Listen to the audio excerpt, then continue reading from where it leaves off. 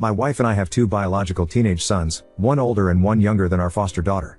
We have been fostering kids for many years, but the goal has always been to reunify the kids with their parents, which has happened successfully each time until now. 2 years ago we took in our foster daughter, now mid-teens. She had been through a lot and was labeled as a troubled kid and not adoptable. I won't go into details, but the issue in this matter is that there are images of her going around amongst a certain community from before we took her in. We were informed by authorities about all of this before, so it's not like this came as a surprise after we got to know her. I'm not going to lie, it has not been easy. Our families have seen us struggle, but almost everyone has been super supportive. The first 5 to 6 months were the hardest. She didn't trust us, and she was angry at the world, rightfully so. Then one random night I got up in the middle of the night and unintentionally ended up scaring her shitless, and she had a full-blown panic attack. She was okay after a little while, but it was like something clicked for her that night. It was like she realized that we were on her side, and we watched her change from this angry and sad little girl to the ambitious young teenager we know today. It started with her telling us thank you for everything we did, small things like driving her to practice. And she said it with a smile on her face. It was so amazing to see her feeling better and not so lonely anymore. From there everything changed. She made new friends and got a lot closer to my sons, especially the older one. Her grades went from failing multiple classes to getting straight A's. Not because we were nagging her, but because she wanted to. Each member of our household has developed a good and strong relationship with her, and the love we have for this girl cannot be put into words. We've reached that cosmic connection. She still struggles with a few things, which is totally fair after all she's been through, but she is working on it, and we are supporting her in every way we can. Overall she's doing amazing, she's so strong and I'm very proud of her. We made the decision to fight the system to change their verdict from not adoptable to available for conditional adoption, because we want to commit to her for life. We want to adopt her. Last month we got the call that they changed their verdict, and we sent in our papers that were already ready and things are looking very promising. The thing is, we haven't told her yet. She knows that she is now adoptable, but we haven't asked her if she wants us to officially adopt her yet. My wife and I have talked to our sons about it, and they are fully on board. We talked to my parents, our brothers and sisters and their spouses. All of them have a good relationship with our daughter, and every single one of them is so supportive of our decision and willing to fully welcome our daughter into our family. Then there is Wife's parents. Mill hasn't been awful, I guess, but maybe it's because I'm comparing what she said to what Phil said. We told them about our plan and asked them about their opinion. Mill asked if we were sure as our daughter doesn't quite fit in. My wife and I didn't understand at all, since our daughter has a very similar personality as we and our sons do. But it turns out she's concerned about the visual side of it, as she's clearly not our biological child and people will start asking questions. The thing is, my wife, myself and our sons are very tall. Our daughter is not. She is tiny compared to us and has a similar eye color but not the exact same. All 5 of us have the same skin tone and colored and textured hair. Not that I think this matters at all. But the stupidity of it is unreal. Apart from height she could pass as our biological daughter, so I'm starting to think this is a lame excuse for something else. I told her that people would ask questions no matter what, because even if our daughter was the spitting image of my wife, it's not like she suddenly gave birth to a teenager 2 years ago. And the answer to any question is very simple. She's adopted. Tada. It's not like it could ever become a secret now, so I don't get it. Mill didn't say much after that, but it was very clear she was not on board. Phil hadn't said anything, but he didn't seem excited at all. I asked for his opinion, and he just stared at us for a minute, and then he said, "Don't do this to yourself and our family." It's safe to say I was confused, but I had no idea what to say. After a few more seconds he went off. He started talking about their family name, and he didn't want that ruined by a little WH/E, and what would people think if they saw these images floating around on the internet. I was stunned. My wife couldn't find any words either and started crying before she just left. I didn't say a word while Phil finished ranting, but 1,000 thoughts went through my head. Eventually he stopped talking and I still had trouble finding any words to say. I just told him, "You are sick." And I left too. My wife is destroyed after hearing what her father thinks about our daughter. We have no idea how they know about these images, as we haven't told anyone about it. I'm 100% certain my wife didn't tell them, as their relationship is not that great. My wife is closer to my mother than her own, so that wouldn't make sense. We have tried to hide this from the kids since this happened, but my older son sensed something was very wrong and asked about it. I told him our conversation with Ilse about adopting our daughter didn't go very well, and they weren't supportive. He wanted to know why. I told him I couldn't tell him, but that it was serious and promised to talk to him about it in a few years when he's an adult. And I assured him that our daughter didn't do anything wrong, our plans haven't changed, and that it's Phil who is being unreasonable. My son told me that our daughter told him a few months ago that she didn't think Ilse liked her very much, especially Phil. This happened 2 days ago, and we haven't spoken to them since. I'm not sure I even want to try TBH. For me this is going no contact worthy. I want nothing to do with them. My wife is in pieces and has mentioned that she doesn't want them in her life after this. This has tainted our adoption experience for sure. I'm afraid though that if we piss Phil off even more, that he will start talking to our family about these images. I do realize that he will look like a pig in everyone's eyes, but I would like to spare our daughter from everyone knowing about what's out there. I usually talk to my mother about heavy stuff in life, but I cannot talk to her about this without feeling like I'm exposing my daughter by telling my mother more than I want to for my daughter's sake. Internet strangers. I have no idea what to do from here. How do I go about the situation with Phil without creating more mess than absolutely necessary for my daughter? Edit to add, just to be very clear. There's no doubt in our minds that we still want to ask for our daughter's permission to adopt her. Our relationship with our daughter will not change no matter what Phil does or does not do. I realized from the first couple of comments that it became unclear after the Phil incident. Sorry about that. Edit to add 4 hours later, I'm glad to see I'm not the only one possibly/hopefully reading too much into this. I think you have verified I'm not crazy. Wife and I had a brief talk after I posted and have decided to talk to her brothers and sister first about Phil's comments. It will be a hard conversation, but it needs to happen. Before I could get to it, my wife told me she wants to report the situation with her father knowing about the images of our daughter. Right we don't know what that looks like, but it has simply not been possible for him to gain this knowledge legally. There is a culprit for sure, but we will leave that to the authorities for now. Thank you for giving me a reality check. And thank you for your encouragement, we need it right now. No, the parents' rights were terminated many years ago. To my knowledge, not adoptable is not a legal label anywhere, but I could be wrong. In our agency, my understanding is available for adoption means their caseworker is actively looking for adoptive parents for these kids. Not adoptable are kids that the agency deems to be too risky to place permanently with a family because of one thing or another, or kids that do not want to be adopted. So their caseworker is not looking for adoptive parents for these kids. Our daughter was in this group because she was completely closed off and non-cooperative. She was angry and hated everyone and everything and did not want to be adopted. Available for conditional adoption kids, caseworker looks for adoptive parents, but the kids usually have some sort of ongoing issues and are harder to find parents for. In our case, it's really important for our daughter to follow up on her for years to come because, for example, the risk of her becoming depressed/suicidal later because of her past is relatively very high. If we adopt her, both we and her therapist are required to report back to the agency every 4 months about how she is doing until she's 18, and if she's not doing well and we're not getting her the help she needs, the agency has the legal right to intervene. And for the adoption to even go through to begin with, there are several extra requirements for us as a family compared to what is standard. Update 1. These last few days have been a whirlwind. I have realized how messed up the situation is, but at the same time, people around us have shown how far they are willing to go to protect our little girl and how loved she is. I got a lot of questions and this post will be a long one. But I will answer as best as I can. I'll break things up a little for clarity. My wife and I decided to cut the eels off completely. There is no coming back from this. We talked to her siblings about it to give them our side before they hear Phil's messed up version. We told them what our daughter has been through, without giving details. OFC. They don't normally show emotion that much, it's just how they were raised. But even my oldest Bill, who is the toughest of them, had to dry his eyes a few times during the conversation. Understandably. We told them about what happened with the eels when we talked to them about adopting our daughter, and they were pissed. They agreed that this needed to be reported, and Bill's wanted to be included in what was going on from there. Long story short, both Mill and Phil went in for questioning. For now, it looks like this happened through gossip. I'm not exactly sure if the authorities have figured out all the details yet, but I will stand back and let them do their job. Some of you mentioned that child victims of these sorts of crimes are often moved to new environments for their own safety and protection. This is the case with our daughter. But if there are leakages in the system, all that work will be for nothing, and the children who are promised a second chance at a normal life will have their whole lives ruined once again. That means this is a much bigger issue than this one incident.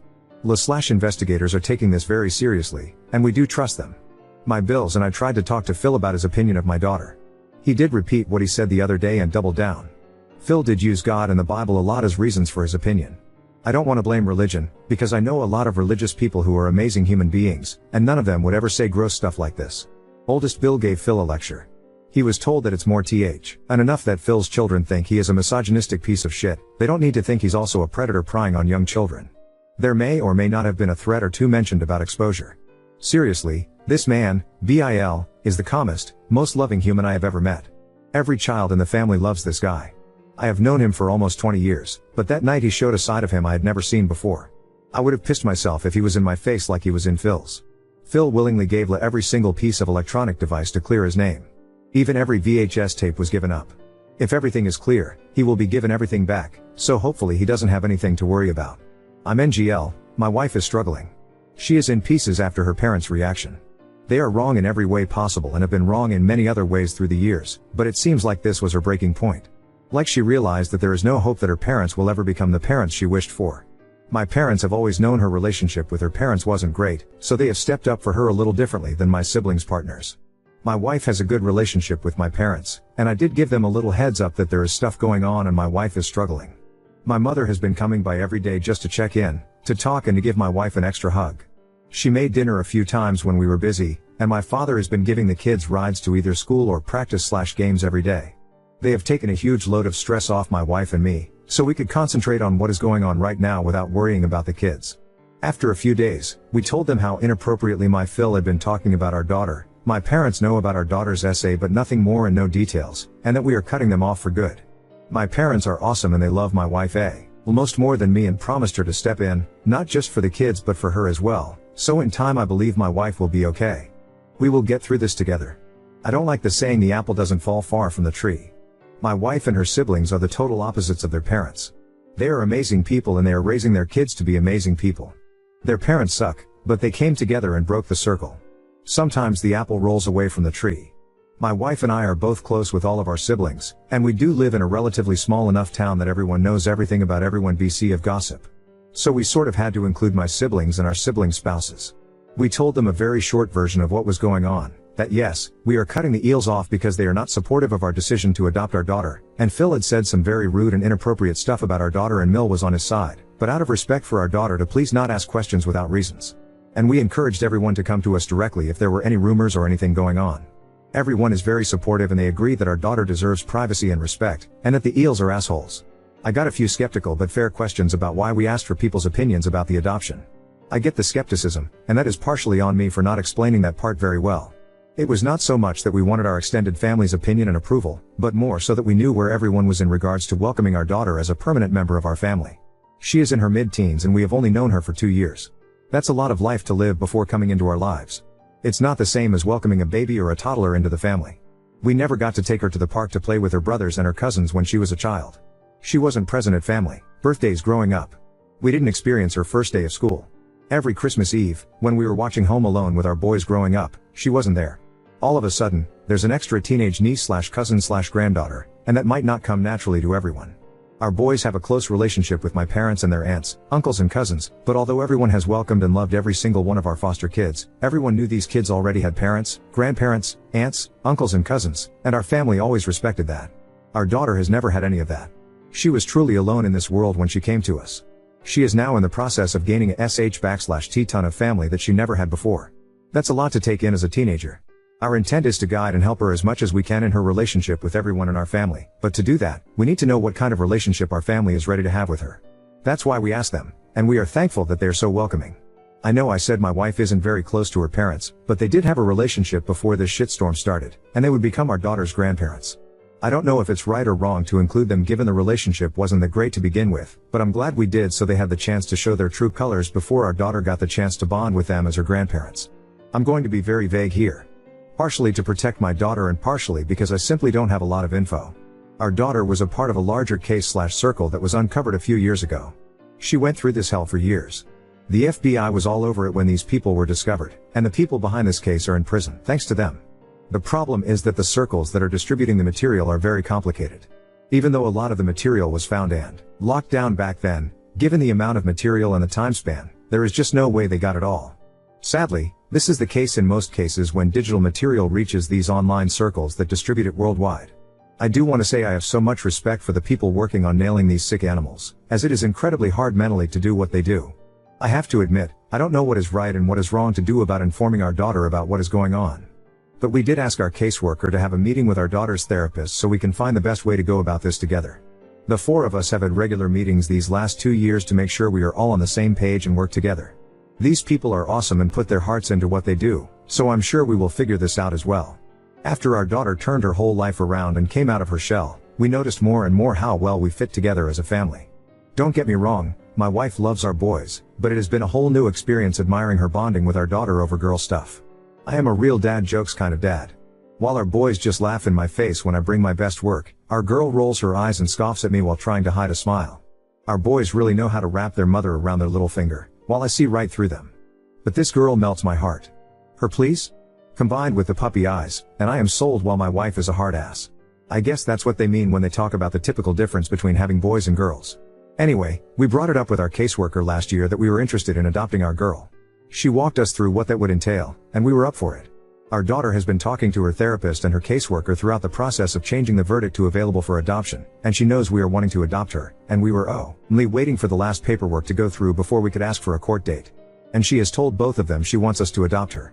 After all the mess she has been through, it's important to her to have a sense of control over her own life, so we did make sure she knew it was coming, but at the same time, we wanted to make this really special for her.